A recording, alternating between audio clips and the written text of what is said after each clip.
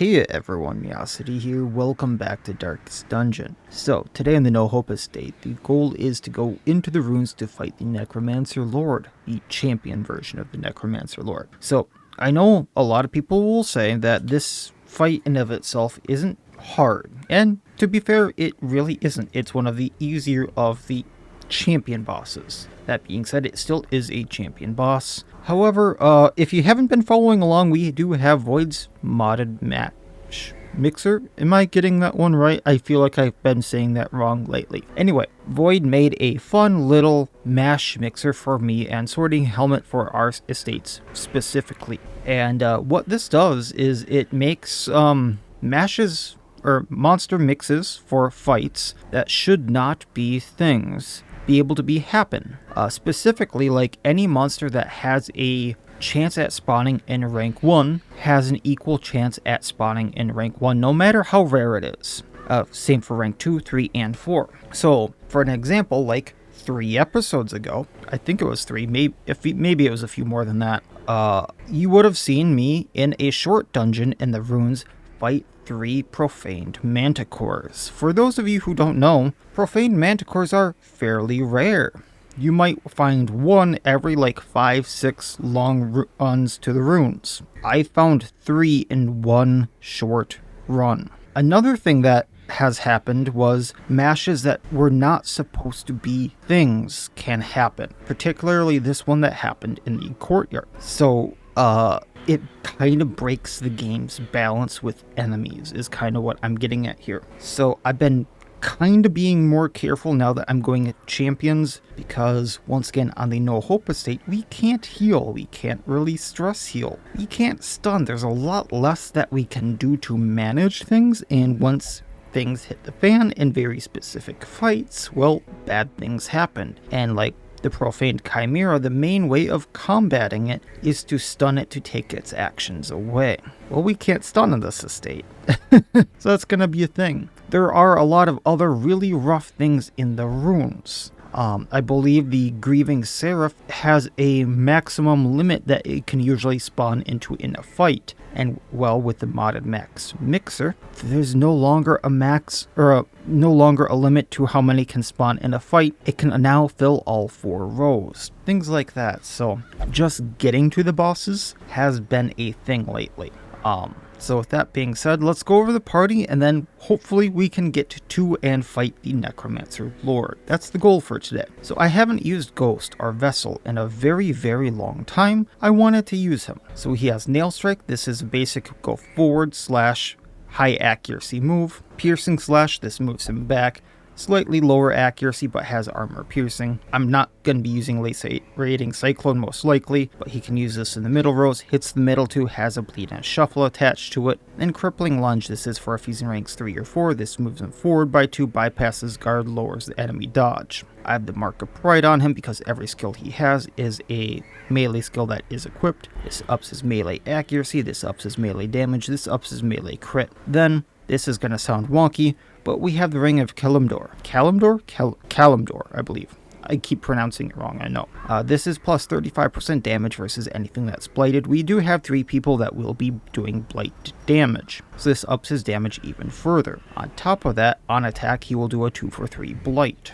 Next, we have our new main white priestess, Lilia. The reason I have her kind of replacing as a white priestess is she has some very unique and powerful quirks. Mainly, Umbral Pact is maxed out at rank 4, so Umbral Knight here, which you cannot upgrade other than getting the quirk upgraded, does plus 40% damage, plus 40% accuracy, plus 8% crit, and plus 200% blight amount. She also has the Ruined One quirk, which, while minusing her protection by 10% and upping her blight amount received by 100%, the blight duration applied by her is plus 33%. She also has Corvid's Eye, which does plus 8 accuracy and scouting chance, so that helps out a little bit. So the skills we're going to be using is Umbral Knight. This is a free action, does a little bit of damage, a little bit of blight, and helps set things up.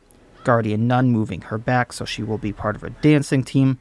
This blights the enemy that she hits and gives her a block. If I use Last Rites on it, In addition to giving her that block, it gives the entire party an additional block, so she will get 2 blocks. Next up, Knight Captain, moving her forward, doing extra damage versus anything that's marked. She can mark targets, and then she will also blight enemies. Next up, Abyss Keeper, marking the target that she hits, doing a little bit of blight, and it is a free action so that she can do a 1-2 Abyss Keeper and Knight Captain. Then the last rites just to be able to power up her skills. For her trinkets, we have the Blade Phantasm, upping her max HP by 20%, her Blight Chance by 50%, her Blight amount if she is afflicted by 35%, which actually is a bad thing because when she's afflicted she can blight the entire party, but she will get minus 50% stress relief done, and plus 25% more stress. Then the Merchant's Hat, this gives her plus 4 speed, and on attack will summon the Western Merchant to help attack other enemies. Next, Baliol, our Uncrowned. We're mainly going to be using him in uncloaked form, mainly for Poison Knife to do blight versus everything. So this is a 3-for-3 blight. He'll do 100% more damage versus anything that's blighted, and his next attack that isn't Poison Knife will do blight. For his trinkets, we have Zanzil's Altered Mixture. This lowers his blight resistance. However, per combo point, he will do plus 25% blight amount. So at 4 combo points, his max, he does plus 100% blight amount, meaning Poison Knife does a 6-for-3 blight. And on range attack hit, which reminder is Poison Knife, he will blight other enemies for a 2-for-3 blight. His other trinket, the Bones, gives him plus 5 crit, plus 10 dodge, and plus 10% dodge modifier per combo point. And when he dodges, he will riposte. And then finally, just because blight, we have Paracelsus, with Noxious Blast doing blight, lowering accuracy, Plague Grenade blighting the back rows, Battlefield Medicine curing blight and bleed, and if I want to up damage, we have Emboldening Vapors. For her trinkets, we have Poisoned Herb, upping blight chance, upping blight amount, but lowering blight duration. But with the extra blight amount we're doing, the duration doesn't really matter, things will be dead. Then the Blight Amulet, upping her blight resistance and blight amount. So realistically, she has a 140% blight resistance for the things that will be blighting her in here. So let's go try to get the Necromancer Lord. It does give us the big game trophy for the Bowman, which is just plus 10% damage, 15% more if the thing is size 2+, and is minus 2 speed. Kind of nice for just general damage rather than dot damage, which is kind of nice. Going to be bringing a lot of things for just healing and preventing damage to us. Holy water as always, torches, and this is kind of where I'm stuck because I probably should bring Anathemums for everyone. This is also plus debuff chances, and let's bring some amphitheaters. I brought my colleagues back with much of their intellect intact. A remarkable triumph for even the most experienced necromancer. Freed from the trappings of their humanity, they plied their terrible trade anew, the dead reviving the dead, on and on down the years. Forever. A devil walks these halls. Only the mad or the desperate go in search of him. Kind of easy to find him, so he's going to be in that lower right-ish room there. So let's go get him. Probably just going to beeline it to him. We'll see about coming back afterward, just because of how hectic things are on Champion, and the inability to heal and such like that. Looks like the Treasurer will blight out just due to that Noxious Blast. Piercing Slash, take out Cutthroat.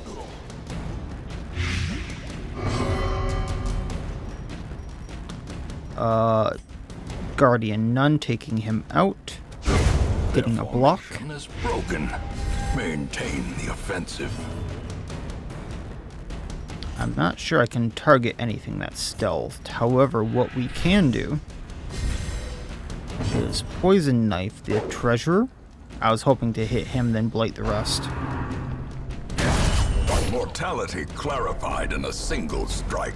Well, the riposte kind of works. There we go.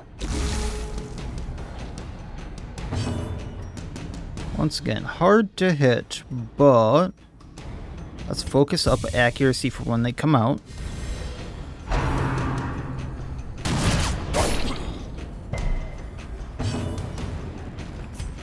Plague Grenade blighting the Fusilier there.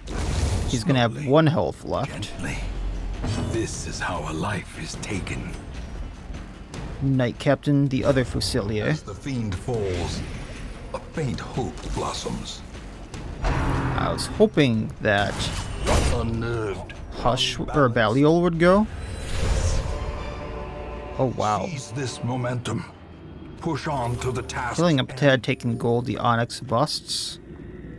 Can stack the food. And then we got the Ancestor's Musket Ball from that. Plus 10 crit, plus 10% damage on range skills. I'm not going to use that right now. But that is a very nice trinket to just get. I guess that was a guy that drops a lot of really good stuff.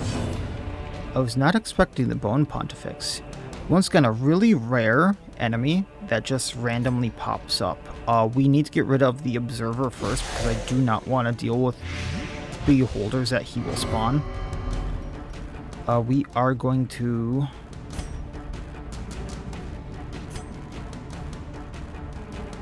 Yeah, we're going to Umbral Knight him. That's a free action. And then I can Guardian Nun getting a block. He should go down to Blight then. Continue the onslaught. Destroy them all. Cloak of Shadows come out. Poison Knife the Bone Pontifex. Blighting everything else. Confidence surges. He's bladed for 3 for now.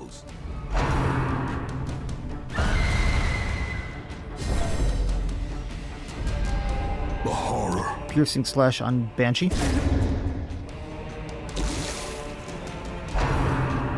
Canonize. If I remember right, he's just a big buffer. Inches. Or not. That is a magical scythe. Communion of Life. He can summon them back to life. Okay, gotcha. So I am going to Abyss Keeper him, and then we have to move forward.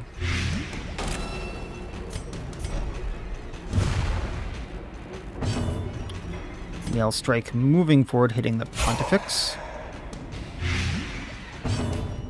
Would Everscrate take him out? Blighted for 6. No. So Poison Knife. Press this advantage. Blighted for 10. Give them no quarter. Noxious Blast. Oh. That one's a debuff, yeah? Minus healing, stress received.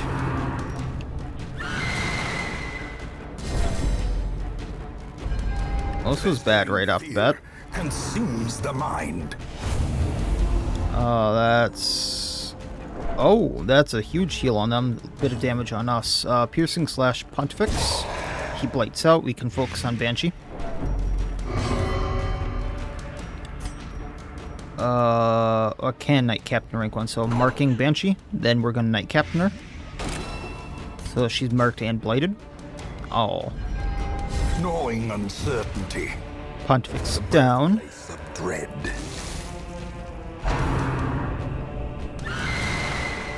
Yikes. That is so much stress. Noxious Blast on her. And Everscrape. Ooh. Heretic Scripture plus healing done plus debuff chance. They can be beaten. We are definitely taking that, taking what we can. So I'm tempted to go up to these 2 Kyrios and go back down.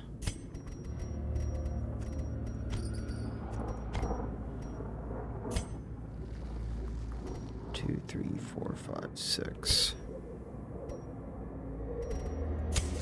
As the light gains purchase, We'll take the crest because I do need them for like one of the last is made clear.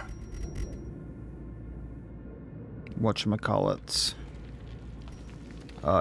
Districts. It's gonna be really hard for me to find food, but I'm hoping to find a little bit of food. This is just for... Is this for 4 battles, or is this... No, this is minus...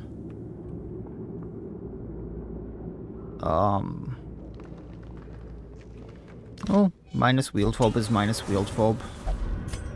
I was thinking that was going to be a damage thing, but... Come back to that.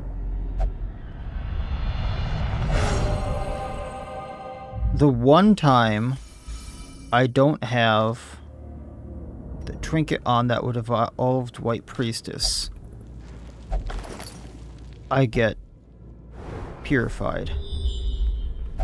Oh, that hurts. I was really contemplating taking it as well.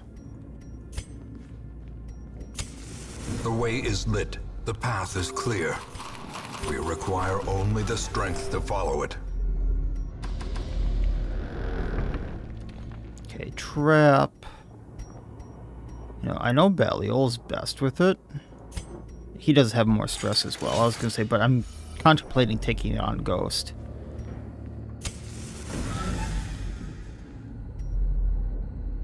You can go down to the Curio, see if I can't get food.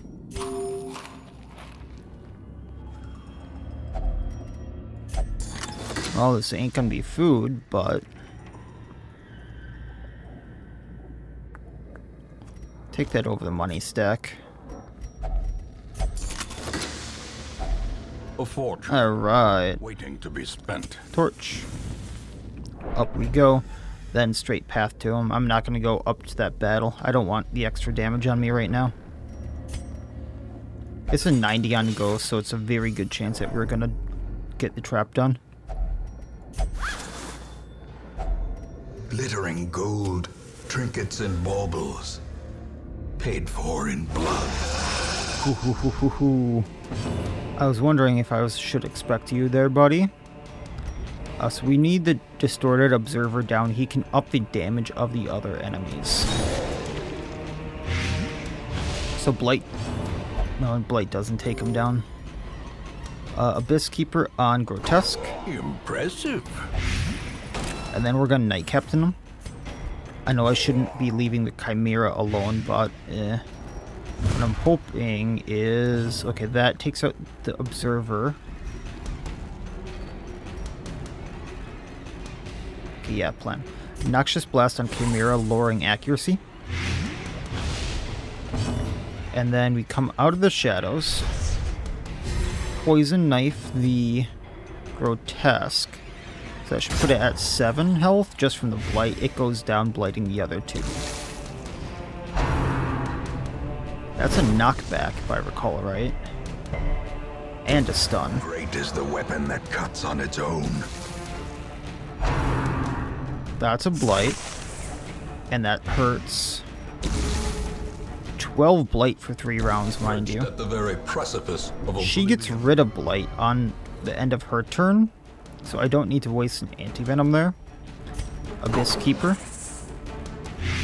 And then we're gonna Guardian Nun just for the block. The abyss returns even the boldest gaze. A Piercing Slash just because protection. And then we can Eversprite him. Lighted for 12.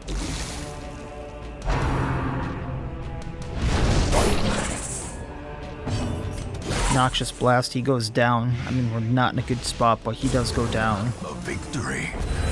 Perhaps a turning point. Okay. I wish I knew what this room was.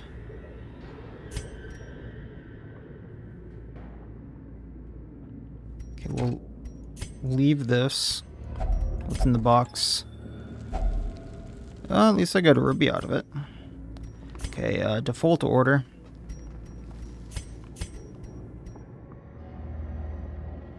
We'll give Lilia some food for now. Move on along. Make sure to grab the torch.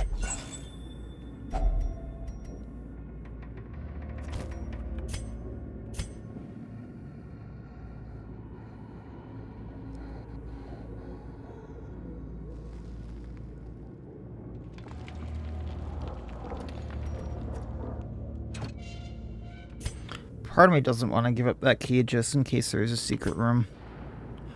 Can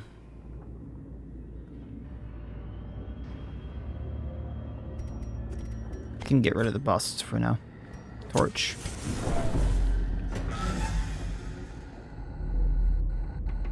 No scout.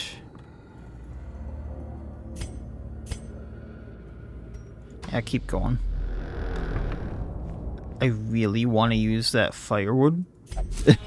But I want to get as close as I can without otherworldly corruption. Using it.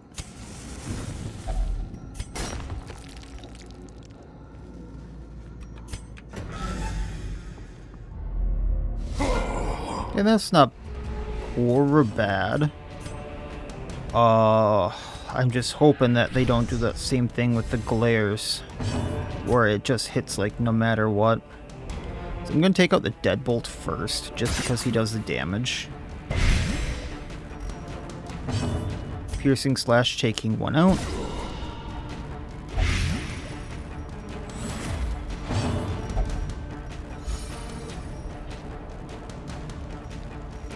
Umbral Knight blighting. Then Guardian Nun, taking one out, getting our block. She at least has some damage resistance then. And then I'm gonna Plague Grenade the Deadbolt.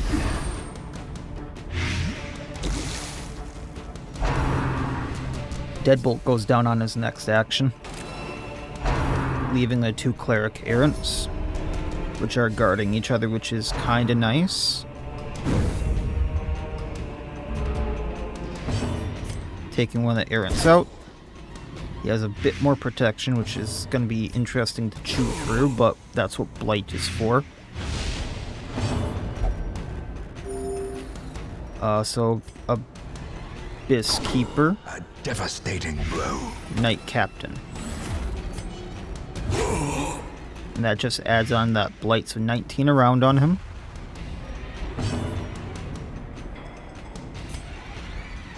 Poison Knife, that's going to hit the one in row 1. So that's 23, blighting the others. The slow death. Unforeseen. Unforgiving.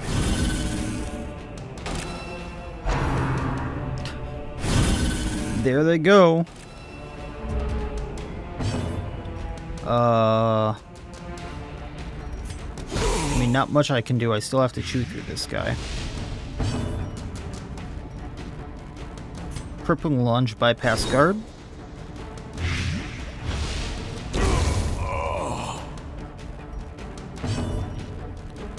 Then we can mark and Knight Captain. 6 blight. Then we're in a position where I have to use Fan and Knives on him, which still does blight him, so 9 blight around, and then he goes, maybe he has Lilia? At least that missed. I was gonna say, I was gonna be very mad if that did not miss with all the dodge we have there on Baliol. Be wary. Triumphant pride precipitates. Who do I want to heal here? So missing, everyone's at realistically like 33%. Or a little above. I guess Lilia's the lowest, but she does have the ability to get blocks. Para's...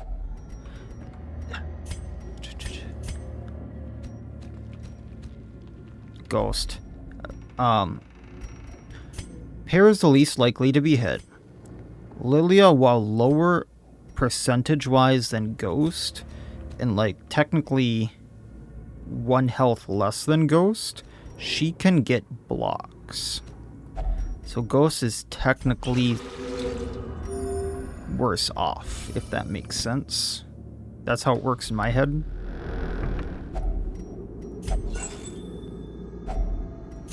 The match is struck. A blazing star Hunger check so we can get some health. Spiders aren't the worst thing in the world. They are fast. It does suck. I can blight the back rows. Actually, if I would have hit one in the front row, it probably would have taken it out. But if I do Poison Knife and hit an Ancient Weber and then blight all of them, these back rows still go down.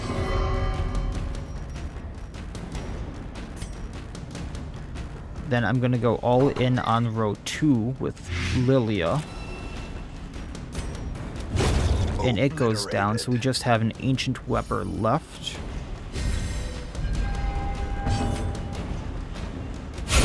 destroyed. There we go. And then they go down to Blight. Funnily enough, it's funny in my head because it's like the poison things go down to poison. But then again, it's kind of like I guess it's not their poison. I'm gonna make a very stupid decision here, and get rid of the bandages, but we only have one room left. So unless something bleeds me in this room, the boss most likely is not gonna bleed me. Then, do I want the other bandages? Like, it'd be giving up the key, which there might be a secret room left, I suppose. Or not. There is battle. Okay. So we're gonna firewood here. Gonna eat until we're full. Furtive and vulnerable. Rats in a maze. Detect traps for the nighttime ambush. So otherwise, I have to do Spirit's Vigil, which stresses people out.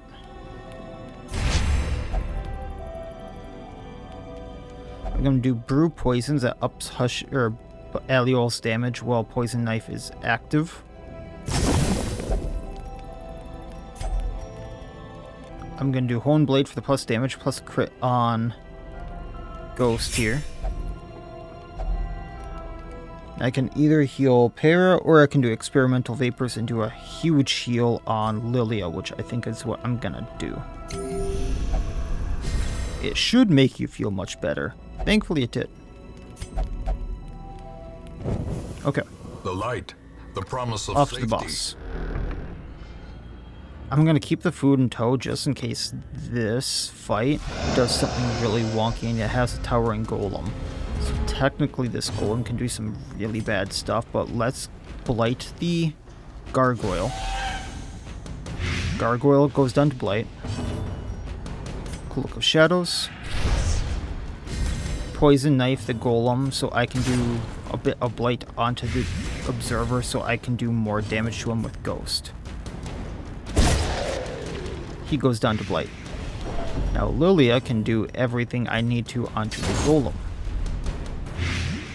But now damage reflection, so that's gonna be a thing. I suppose Guardian Nun and get the block. Ground quakes.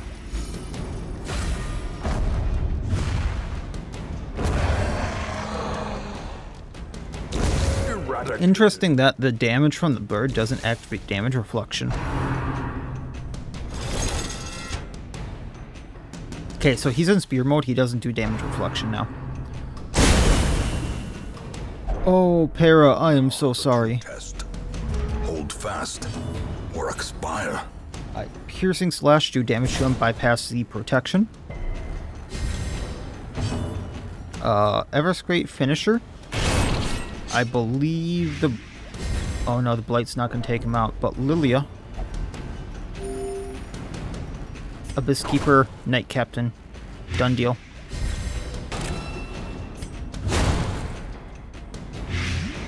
"13 Blight, 13 health, he goes down. Their cursed champion falls. No momento, bear wants food. Still trying to keep her separated because of her eye, just in case. So, take the portraits. That I could carry up to 4, but anyway. If the boss is right there, we can torch up, give up the portraits for the victory. busts. Give up the key. Definitely need the food. We're not going to get a food check in here. Actually, we want the key for this. Give it medicinal herbs. Actually, no, the shovel. Because I might want the herbs for the boss. Alright. Moving on along. Default order. Key. Taking what we can. I want the crusts. Gonna give up the anti-venom for the busts. Moving on along. Alright, so this is gonna be a little painful. Just in case anything happens, Para definitely needs a holy water. then Lilia, then Ghost. Baliol, I think, will be fine. Towering. Fierce. Man, I love this background. Nightmare-made material. Okay. So, we are going to Knight Captain him right off the bat. And then I'm going to Guardian Nun, but not turn 1 because I don't want her going into 4. So we're going to Knight Captain. That way next turn everyone gets a block. Piercing Slash to move back.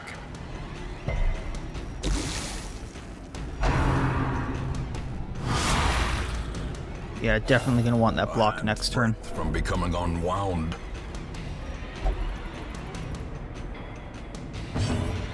Poke of Shadows. So I can Poison Knife.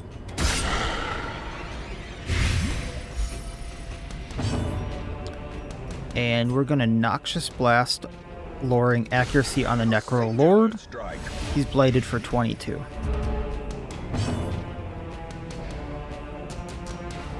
I would Crippling Lunge, but I don't want Lilia out of 1 for now, so we're going to Nail Strike. Just doing damage and blight. No damage. I was a little scared there for a second.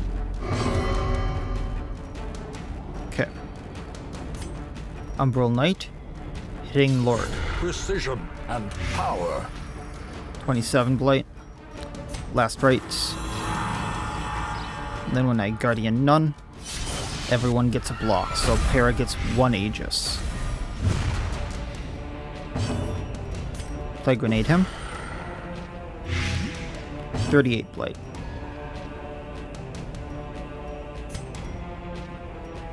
Just gonna do Poison Knife. Everyone gets a blight. Shield Wall's almost down. Shield Wall is down.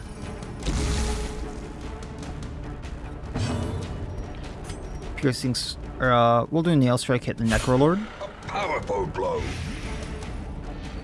Okay, and down he goes to Blight. Reanimated bones can fall. Even the dead can die again.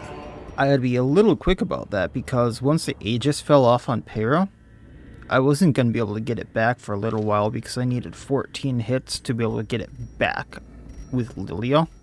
So I was gonna go downhill very, very quickly. Do I want to give up anything for the Speed Stone? I don't think so. So we got the Seer Stone, which is plus 5 accuracy, plus 15 scouting chance. It's actually a very good scouting trinket. And then we'll leave it at that. Few very, very good trinkets here. Got the Ancestor's Musket Ball, which is a very good one for range damage. Then the Heretical Scriptures, which realistically is a amazing trinket. I just can't use it for part of its use on this estate. Can't use it for the healing done, but the plus debuff chance is really, really good. Like, I've been looking for plus debuff chance trinkets on this estate, and that fits that bill very nicely.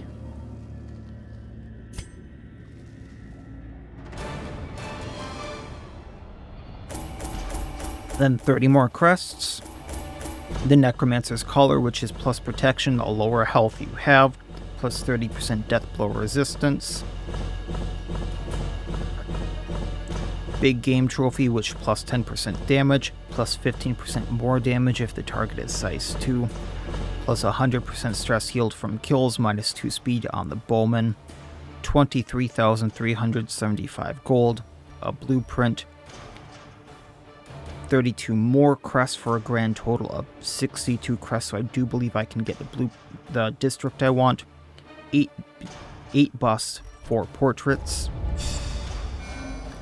Everyone hit level 6, no diseases. Malicious, so plus 15% crit on Para Witness. Tranquil Mind, so plus 5 accuracy on Baliol.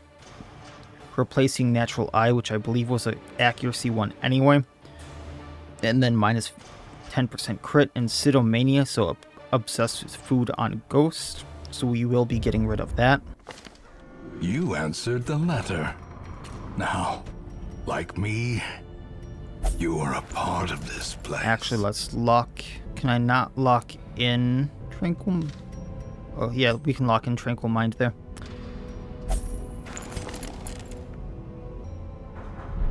Let's de-stress Para here. And then Nomad Wagon, Academia Ring for the Duelist. Plus 8 crit, 33% move chance on attack miss. Debuff target for minus 100 dodge. Huh. I really don't like the, personally, I don't like the set effect there, though. On attack, you switch to defensive stance, but on attack, you get all defensive stance effects. So, like, you get a really, really good attack, but then you switch to defensive, and you have to actively switch back to offensive stance. So it's kind of a catch-22. I feel like I should be buying this as a just-in-case, though. I'm just not the biggest fan of how that works, personally. The Gibbering Prophet is available, so I can always get this. It's an amazing trinket. Prophet's Eye, 3 speed, 15 accuracy, minus 15% stress in position 4. Virtuous Padlock, don't really want. I might go do the Vengeful Spirit for the Parasol because of Baliol here. I can make that work with the bones, so he has 40... I want to do this math here quick, because I believe this works off of his base. So he would have 35 dodge, and you add 20% of that, so that's 6. So he'd get 41 dodge, and then he would get 6 more dodge, so 47 dodge while he's in the Sunward Isles. And you add 3 because of the bones. So here would have a base... Oh no, it's a 10 dodge. So 35, 45 plus the... So that's 22 extra dodge before the dodge multiplier from the bones, which is 40%. If I'm doing my math right. That is one heck of a dodgy bird. So yeah, I think I want to go get the Tattered Parasol just because of that. And there's other heroes that can use it on top of Baliol. We can have some fun with that. Getting to the Vengeful Spirit's gonna be a thing. Don't get me wrong on that. Not sure how we're gonna do that one at all. I know for a fact that I am gonna need to use Finn just to lower accuracies because of Invoke Enra. Beyond that, it's kind of a toss-up because of everything. The boss and how it functions is kind of weird, so I need to have a party that is viable from every position because he's gonna shuffle me and then he's going to immobilize me. So that's gonna be wonky. I'm not sure how I want that party to work or what I want it to look like because I've fallen into that trap before, and it can wreck you, for lack of better terms. So I'll think of something, but realistically, this is going to be interesting. And the other part of this is technically he's a ghost, so he can't be blighted, he can't be bled. I'm not sure if he can be debuffed, and I know he can't be moved. I'm going to have to look back on some of my old footage to see how I actually want this to go, because I was thinking Sahar for the plus damage received on him, but that might not even be viable. So, and then part of me is thinking, well, what about if I took like a marking group and took Axolotl, because then I could do Hunt Down and or Skewer, and then I can technically do Quick Shot from any rank but 1, and if I'm in rank 1, I can just remark with Eye Thief or Heavy Barrage, and technically this now works. So I have a few ideas on how to make it work. I just have to go and make sure of some of his resistances, and then we'll go from there, because this is a very wonky fight, made doubly bad by the fact that I really can't heal getting to him, and Sunward Isles kind of hurts, and then you can't bleed or blight him. There's an added mechanic of like, I believe he dies if you beat the anchor, but that's not going to be too viable either. So I'll just see what I can do, and we'll go with that, and if we get him, we get him. So I suppose that'll be it for this time, the goal of going to the Vengeful Spirit next time, and it's gonna be wonky. So that'll be it for this time. Like, comment, subscribe, all that YouTube jazz, and otherwise, as always, wish you all well. I'll see you next time, and please, have a good one.